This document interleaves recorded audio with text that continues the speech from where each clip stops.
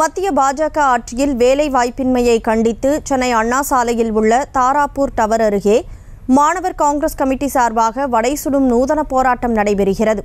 இதுகுறித்த கூடுதல் தகவலோடு இணைகிறார் செய்தியாளர் லதா. லதா, வணக்கம். கள நிலவரங்களை வழங்கலாம். வணக்கம்.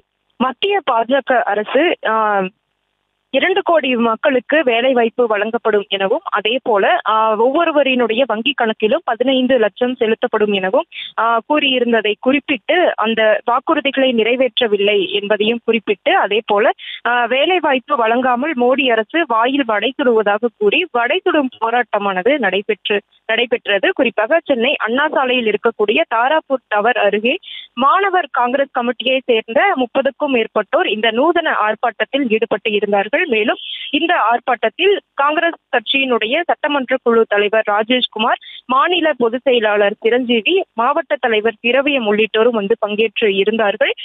குறிப்பாக மத்திய பாஜக அரசானது வேலை வாய்ப்புகளை வழங்கவில்லை என்பதை குறிப்பிட்டு இந்த ஆர்ப்பாட்டத்தில் பட்டதாரி மாணவர்கள் வடை சுடுவது போல் அந்த வடை சுடும் போராட்டத்தை முன்னெடுத்து இருந்தார்கள். மத்திய அரசானது கொடுத்த அந்த வாக்குறுதிகளை நிறைவேற்றாமல் இளைஞர்களுக்கு அந்த வேலை வாய்ப்பினை வழங்காமல் மோடி பிரதமர் மோடி வாயில் வடை சுடுவதாக கூறி இத்தகைய வடை சுடும் நூதன முறை போராட்டத்தை கையில் எடுத்திருக்கிறார்கள்.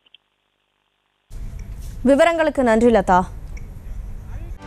செய்திகளை உடனுக்குடனும் துல்லியமாகவும் தெரிந்து கொள்ள சப்ஸ்கிரைப் பண்ணுங்க.